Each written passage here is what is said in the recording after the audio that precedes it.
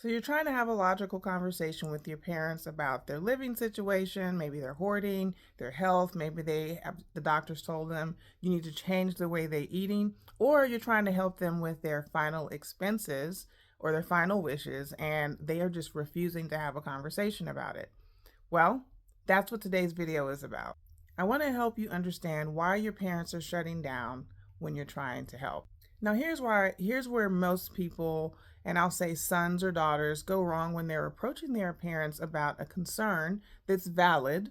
You may be seeing that they're falling more, they're getting reports from the doctor, they're sick, they're all of a sudden having to go to a surgery, and it was unexplained to you. It's like at the last minute, and you're just saying, what can I do to help you change what seems to be happening on a regular basis now? So the question that I have for you is, how are you approaching the problem?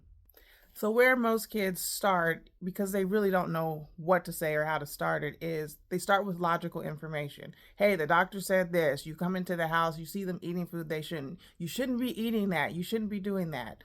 Well, they immediately are going to shut down because they feel attacked. You're feeling like, how can we change this? The doctor said if you don't change, something bad is going to happen. But here's what I need you to know. If you go in with blazing guns and pointing fingers, your parent doesn't hear that you care for them and you want them to change.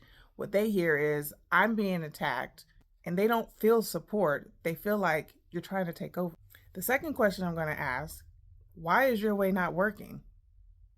So maybe you lead with paperwork instead of a purpose. You may say, well, let's go to the funeral home. Let's look at some caskets. Let's talk about what happens if you die. Let's talk about if you don't change your diet. Yes, these are logical things that make sense. But when you lead with that, before you lead with like, I'm concerned, how can I help? It has the opposite effect and everything backfires. So here's what I want you to know. There is a better way to approach this situation. And every family is going to be a little bit different because you have to kind of cater it to the personality of the person you're talking to. So if you can approach it in the way of without pointing fingers, without trying to take control, and just try to have an open conversation and say, Mom or Dad, listen, I'm really concerned, or I'm really concerned about your health, or I really want you to be healthy. From what I've seen from the doctor's report or what I'm seeing on a daily basis, it seems like you're struggling, or I notice you fill in the blank. How can I help? And this is where you as a child, you have to get quiet, let that be an uncomfortable moment, and let them talk. And when they start talking, you need to mirror back what they're saying by saying, so what I hear you saying is, you want to do better, but you don't know how. You want to live longer, but you don't know how to get it started.